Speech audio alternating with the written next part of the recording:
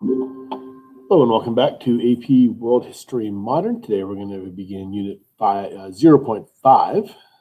So we are one day after the summer assignment test. And today is really the kind of first kind of academic lesson of the year, where we're doing kind of more skill, course introduction, content introduction, not just skill activities. So today we're going to begin by going over, providing an overview of Hinduism and Judaism. All right, so we're going to begin with our daily 5 and then enter them both. One of the questions I ask at the very beginning of the class is, why do you think I paired Hinduism and Judaism together? Is there a reason for that?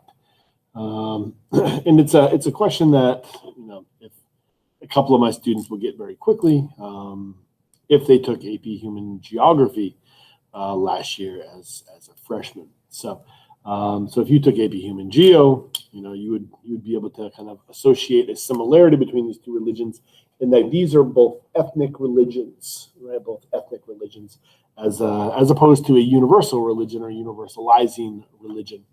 So maybe I'll talk about that in a minute as well. All right, so let's go ahead and begin. So we're gonna run through this, and we'll end with some claim development skill activities. All right, so please read. All right, so welcome back, and hopefully you guessed, or you got the answer as number 3. All right, I do spend a moment in class on this, just to kind of introduce this as a concept, or a couple things as a concept. One is you need to be able to recognize this, right? Al-Andalus. So when you see this, you need to associate Al-Andalus with Spain, right? And this is Spain during its Islamic period. So also, if you ever see the word Andalusian, right? Andalusian means somebody who is from Al-Andalus. So, we will talk in, I think it's Unit 2, maybe, or maybe Unit 1, I guess. The Jenaruber Mosque was created by an Andalusian architect, or designed by an Andalusian architect. So that means somebody from Islamic Spain. All right.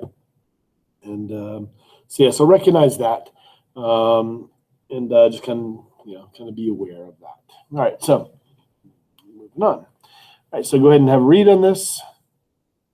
As always, feel free to pause. All right, so hopefully you got that the correct answer is 4. Okay, so and hopefully you can identify one of those ethical code of conducts and code of monotheism as the 10 Commandments. All right, if you did your homework, your reading, this should be nice and easy. All right, so obviously the answer here is 3.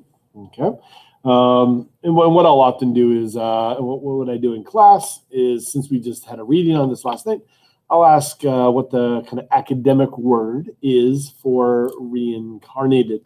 So that was in your reading last night. So hopefully you remember that. If not, then take a second and look at your notes and see if you picked up on that. Can you find the academic word for reincarnated?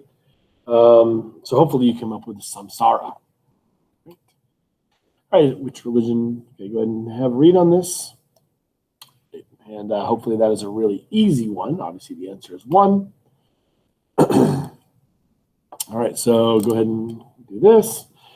All right, and hopefully you got the easy answer on this one as well. The word is caste, and caste is a word that we use, in the United States.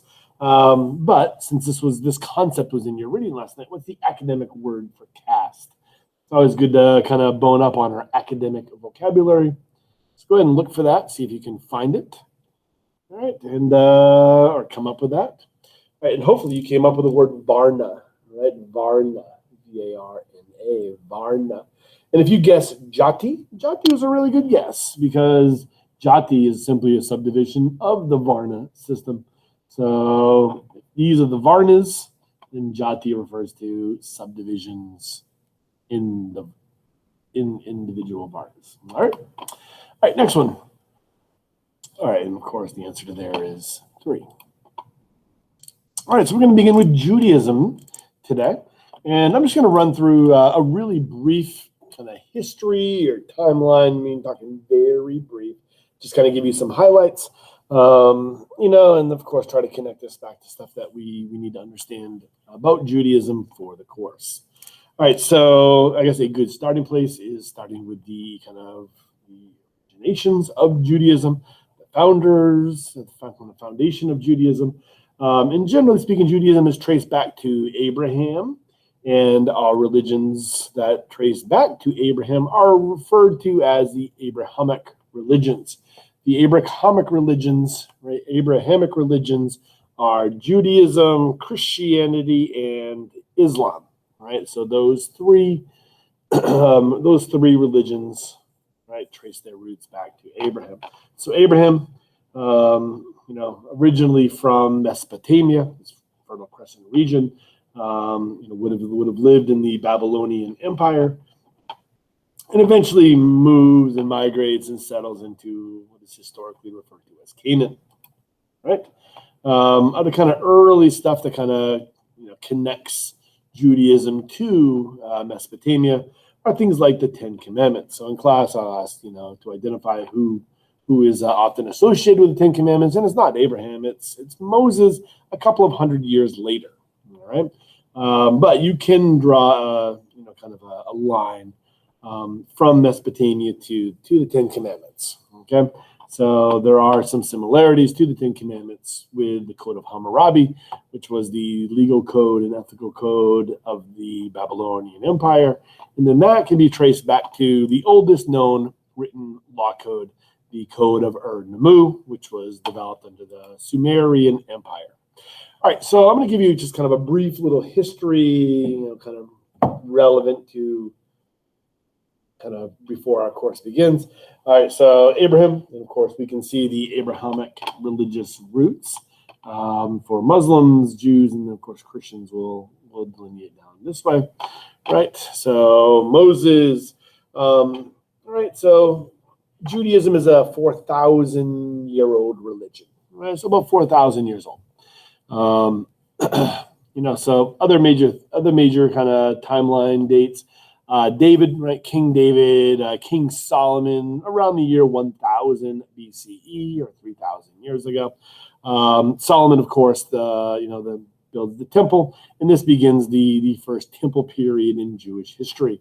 That period will last for about 400 years, and then will end with the conquering of the region by the Second Babylonian Empire.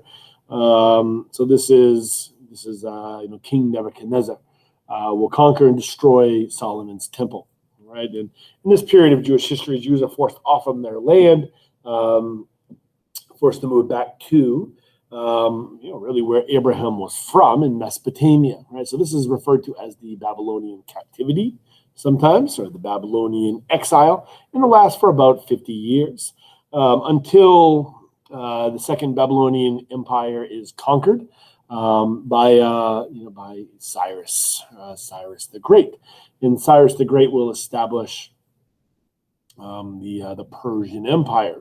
Okay, and one of the first things that Cyrus the Great does when he creates his empire or conquers Second Babylonian Empire to create the Persian Empire is he will issue a decree that states that his empire will be a religiously tolerant one. And we actually still have the cylinder that was decreed on. It still survives to this day. I think it's in modern day Iran. Is where that cylinder is today. But he will decree religious toleration, and with that decree, the Jews will be allowed to leave and go back to their land. Okay. Once there, they will establish a second temple, and this begins the Second Temple period of Jewish history, and this will last for about 500 years until the Romans destroy the Second Temple around the year 70, of the Common Era, right? 70 AD or 70 CE. All right. Other kind of things that happen kind of in the middle there is Alexander the Great does come through this region on his way to conquer the Persian Empire. So initially he goes through on his way to Egypt, and then heading over into Mesopotamia, right, and to the east up on the Iranian plateau.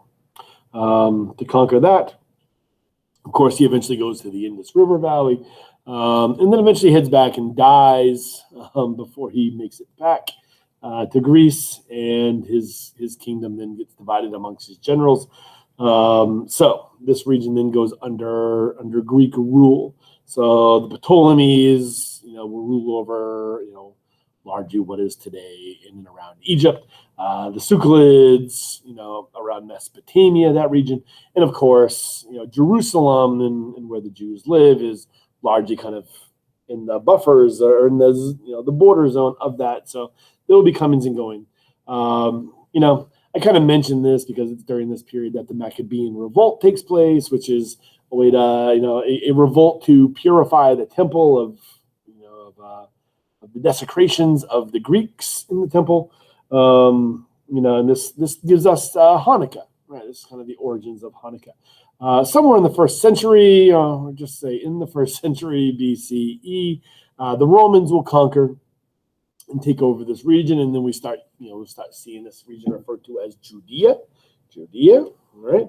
And it is at this time that the historical Jesus was born under Roman rule, right? So it's during that period that kind of Christianity gets its origins in this region. We'll talk about that in a couple of days. But the Romans will rule over this area, over the Jews who live in this area, until the mid-60s, and then you're going to see a series of revolts break out, after which or because of which the Romans will simply expel the Jews from the land, thus beginning the diaspora, right? And we'll talk about that in a second as well.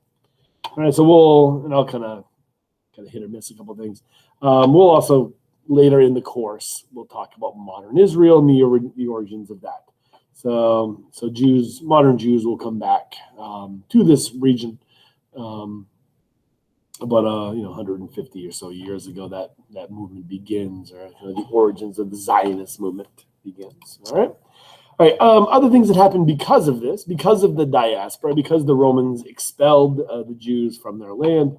You will see a group of rabbis petition their Roman provincial governors, or the Roman provincial governor, so that they can meet, and they will then compile kind of an official set of texts, right, for Judaism, right? So, and this is referred to as the Tanakh, right? So the Tanakh has three traditional subdivisions, and I will, kind of generally ask in class if any of you ever read any parts of the Tanakh, like, for example, read any of the books of the Torah. And once I kind of tell students what that is, then many have at least read some excerpts from it. The Torah is comprised of 5 books: Genesis, Exodus, Leviticus, Deuteronomy, Numbers. And the Tanakh is these are the holy texts that comprise the Christian Old Testament. So many people are familiar with these. All right, so this begins once these are compiled and become the kind of official texts of Judaism, and compiled in such a way, then this begins the period that we often refer to as the Rabbinic period or Rabbinic Judaism. So you no longer need a temple as your center for your religion. You simply need the book, right? So the book becomes what matters here. So people of the book, there you go, Jews, so Christians, all right, will also be referred to as that commonly. All right, and of course, when we talk about the diaspora during this period, this is talking about the Rabbinic Judaism. We talk about an ethnic religion, which Judaism is an ethnic religion. You wouldn't necessarily associate an ethnic religion as being a global religion, but because of the diaspora, because they are forced to move and spread and flee, they're scattered. Judaism will become an international religion, right? Even though it remains an ethnic religion, right? So we see that. So diaspora, by the way, it's just that's a more of a concept. It doesn't necessarily have to apply to Jews. We actually use that word in the course, speaking about what happens to the population from Africa, as a result of the slave trade. So starting in the 700s, you start to see kind of a growing African diaspora taking place initially from the east coast of Africa, for the first about 800 years, and then off the west coast of Africa, really starting around the 1500s. Okay, so diaspora is simply a concept, right? So it means scattering, right, or relocation. All right. Let's kind of transition ourselves to Hinduism. And if you like memes and you like historical memes, let me suck the fun out of this one for you. Can you please tell me so in class I'll ask, please tell me what is being referenced in this meme, okay? And theoretically, you should already know this since we just talked about this a few minutes ago and going over the daily fives. So hopefully you're able to identify that this is referencing samsara. All right. So Hinduism. Let me just kind of go through a couple of things with this, and hopefully this kind of makes sense. So I'm going to start by saying Hinduism is a monistic religion. Monism. Okay, monism. They believe in Brahman. Okay, Brahman is the one supreme spiritual force, the creator who is in all things. Right, so Brahman is in all living things. So it is a spiritual force that is within everyone. It is the ultimate. It is transcendent. It is immanent. It is the absolute infinite existence. And it is the sum total of all that ever is, all that ever was, and all that ever shall be. All right. So it is the one spiritual force that exists. So with that being said, that is a pretty complicated concept. And to kind of make it a little bit easier to understand, I'll ask students in class, can you think of a movie that talks about a religion that is a spiritual force that is within all living things? Okay, and it's pretty easy if you've ever seen Star Wars. Now, I am not trying to make the kind of reference or connection that the Jedi religion is Hinduism. I'm not saying that at all. I am simply saying the Jedi religion, as it is portrayed in the Star Wars series, is a monistic religion. Okay. Similar to how Hinduism is a monistic religion. All right, so what does this mean, monistic or monism? So you have this kind of one spiritual force that exists here, right? So this is the Brahman. Okay, so monism, monistic, right? So you have the Brahman, right? This one spiritual force that exists, and it is in all living things. So all living things are part of this thing. All right, so so within this one thing, all living things are also part of this as well. So, but we're also distinct in some ways from it, right? We're also distinct in some ways from it, and of course, some of us are separated from it to some degree. All right, so when we talk about this is referring to, so if we are a living thing, what is the Brahman that is within inside us that is, maybe a little disconnected from the Brahman? I guess it's kind of hard to see yellow highlight. I'll keep that in mind next time.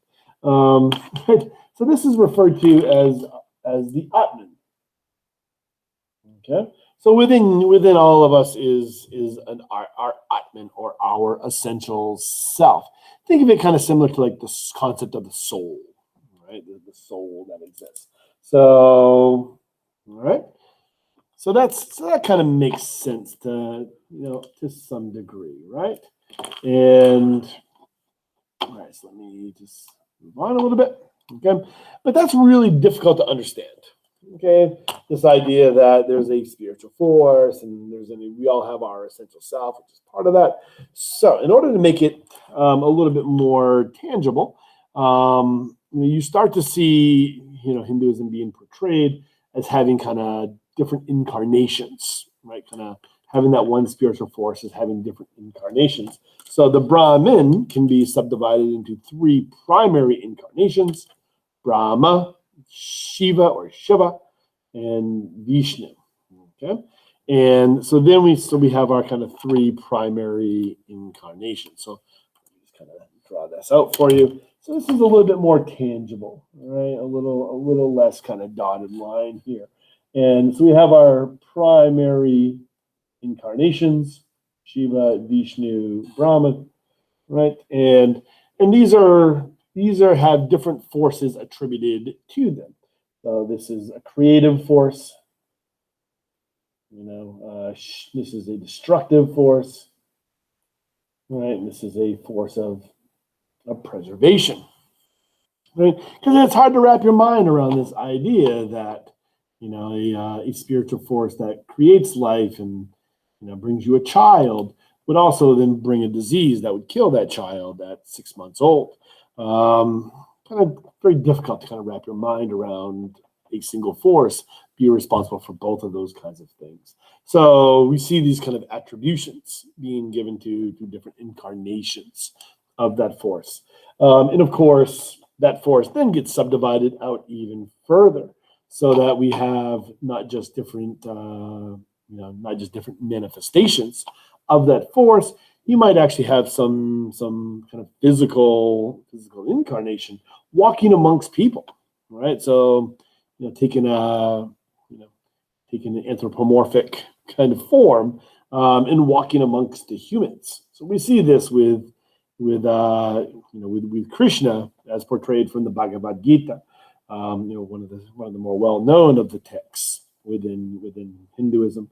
But also, Buddha, right? So Buddhism, this is another religion completely, but he gets brought into the fold as being an incarnation of Vishnu, who came to bring knowledge and preserve. Okay,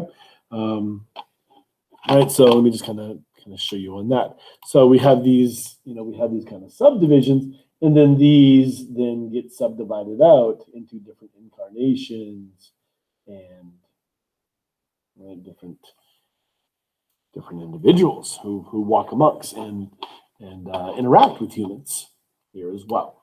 All right. So, and of course, some of the more well-known of these, Ganesh, right? Ganesh, right? So, the child of Shiva or Shiva, and kind of an interesting story. But you'll see Ganesh sometimes referenced in pop culture, kind of pop culture references. The Simpsons, sometimes once or twice have Ganesh has made an appearance. If you've ever seen the film The Wizard of Oz, based on the old Frank Baum book, you'll see a reference to to Hanuman, the monkey general, right? And this is coming from the epic Rama and Sita. Okay, and of course Krishna, right, from the Bhagavad Gita. A lot of my students have seen the film Bagger Vance. So Bagger Vance is just a kind of a modern American adaptation of a story from the Bhagavad Gita of Lord Krishna. Okay, so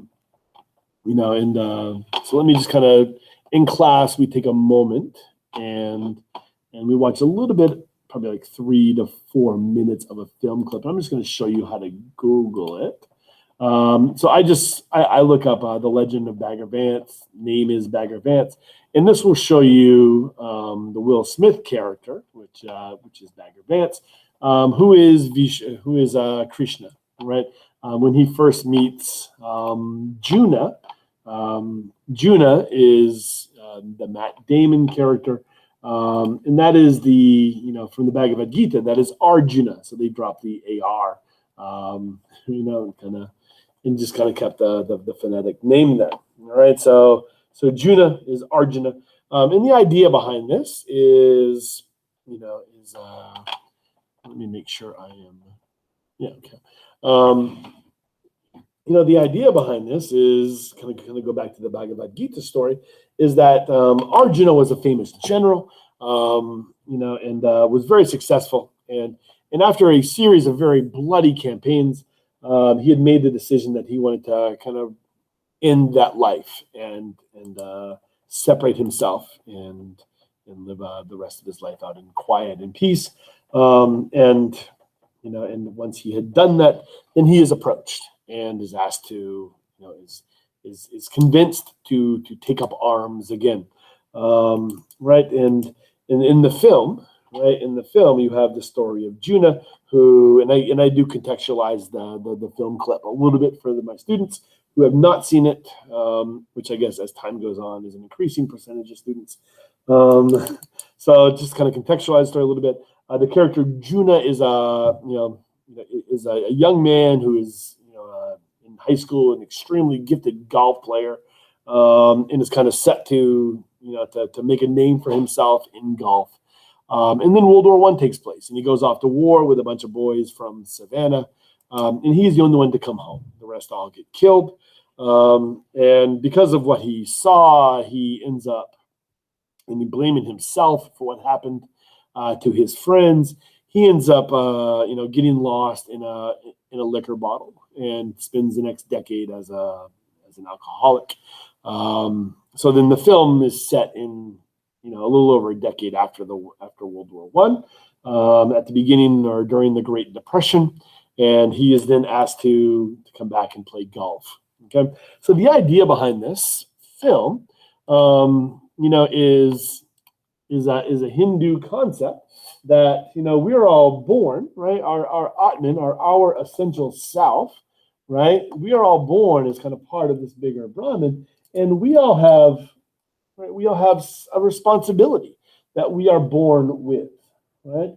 We all have a Dharma, okay, and and we have a moral obligation to fulfill that. That set of things that that our Atman is supposed to accomplish on Earth here, right? So in the case of Juna, he was supposed to be a golfer.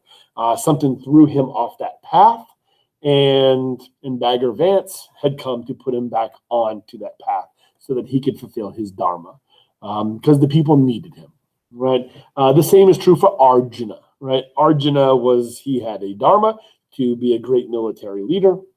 And maybe him getting off from that path might, even though him being a general will result in the death of some people, maybe a strong general figure being present might prevent an invasion, which could result in even more death and destruction and chaos. So sometimes you have to have a great leader there in order, or someone who is and can kill in order to prevent death, right? So, everyone has their Dharma. Everyone is put here for a reason. To say a Western concept, maybe you want to associate this with fate, right? That you all have a fate. All right, so to kind of go through kind of how this all goes together now. All right, so why does this matter? So we talked about this already, or you read about this for your homework. So once again, what is this thing that I'm drawing? Right, right now I am drawing the Varnas. Okay, so this is the Varna system. All right, and I will kind of draw this up a little bit to just kind of explain how this all works. So you have the Varna system, and everyone who is born, right? Everyone has an Atman, and you have a Dharma, and your Dharma is really determined by your birth, right? So if you were born here at the top of the Varna system, then maybe your Dharma is to read the Vedas all day long, the sacred text of one of the sacred texts in Hinduism. Maybe that's what your Dharma is, to read the Vedas all day and to develop an understanding.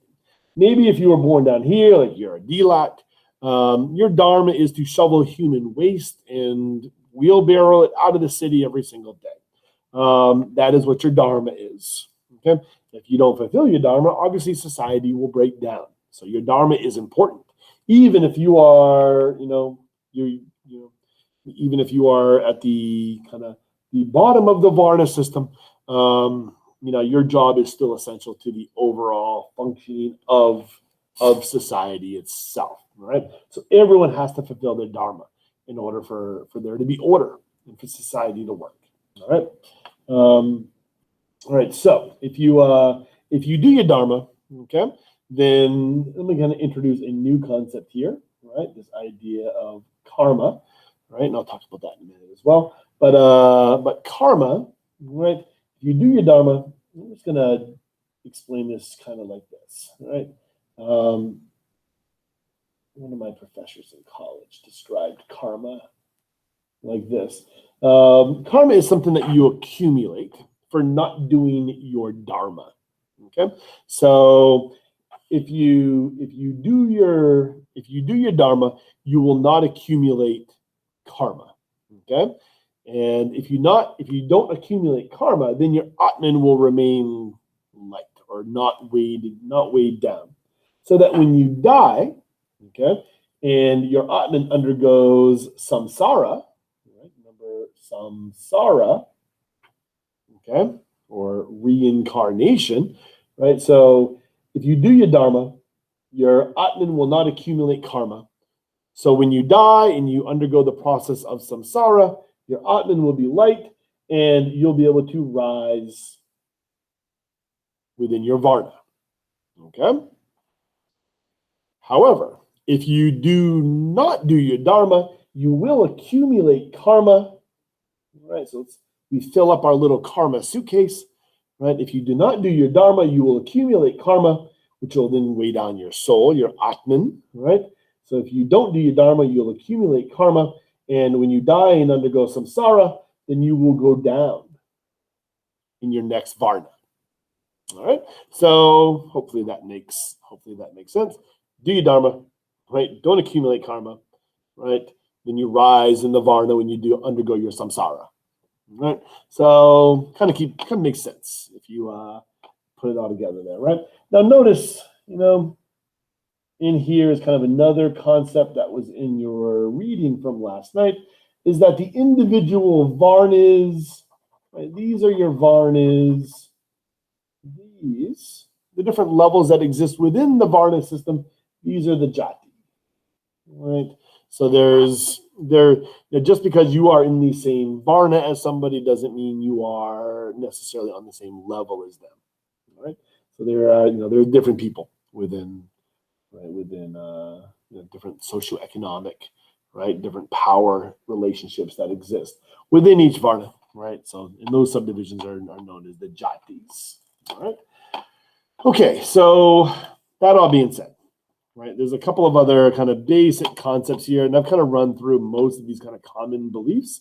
There are a couple of other little words here that that maybe I haven't mentioned. I've talked about ahimsa in an earlier video. This is a Hindu concept for nonviolence, and I mentioned it in an earlier video because I was talking about Mahatma Gandhi and how he used ahimsa, this Hindu concept, in the struggle against British colonialism in South Asia. All right.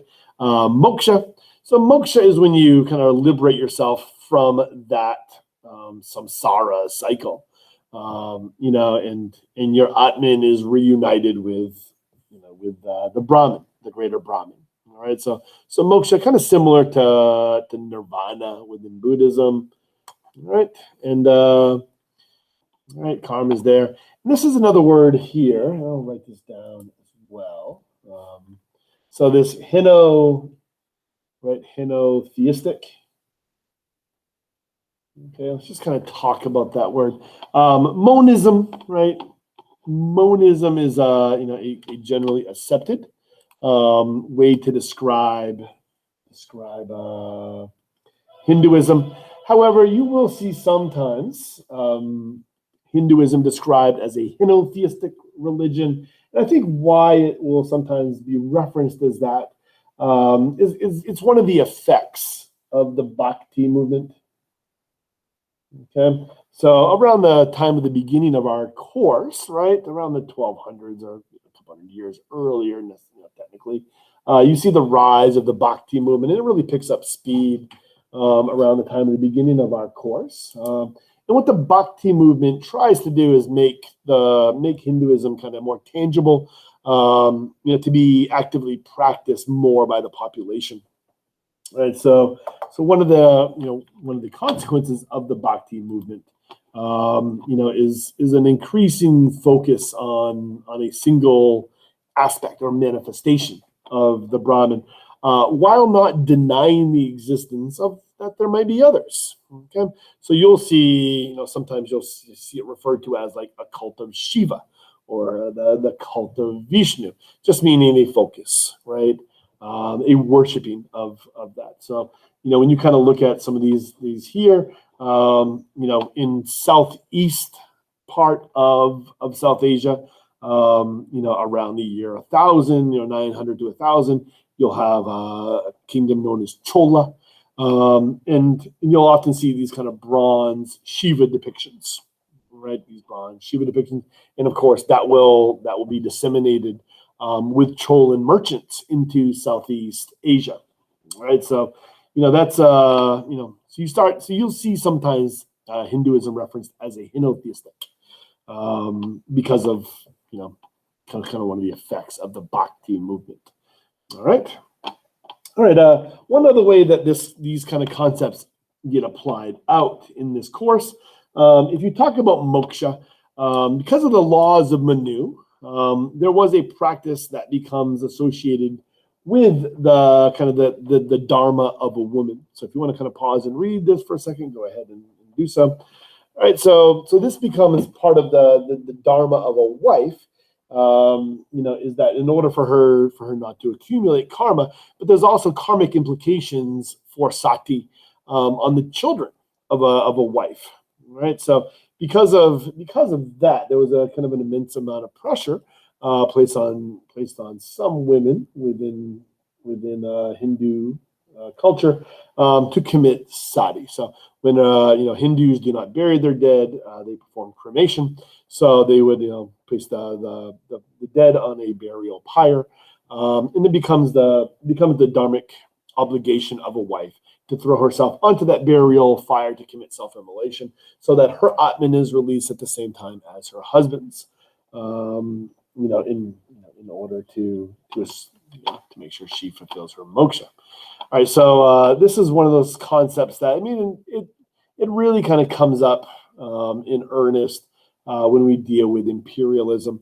Once South Asia starts to come under the control of the British East India Company, and eventually the Raj, under the Crown, you're going to see a movement initially by the BEIC to try to outlaw sati from being practiced, and then that becomes the policy under the Raj. So you'll kind of see this pop up when we deal with imperialism.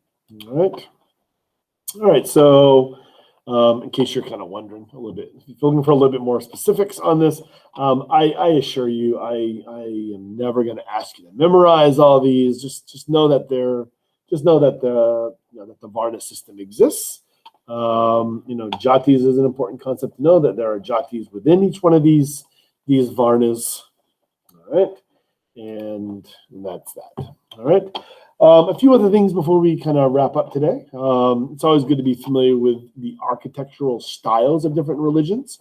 I always kind of like to say that Hindu temples often look like mountains. Right? Kind of look like mountains. Sometimes they are relatively plain. Sometimes they are extremely ornate, right? In how they are carved out. But they do have kind of a very kind of similar design, common design in them, right? So you do have this kind of you can go into these, and here you have a portal, right? So when you enter into the temple, you're going through a portal, you are leaving this world and you are going into here, all right, going inside. All right, and this is a view from inside a temple. All right, and so I just want to kind of share that with you. It is always good to be able to recognize, right, these different, the different temples.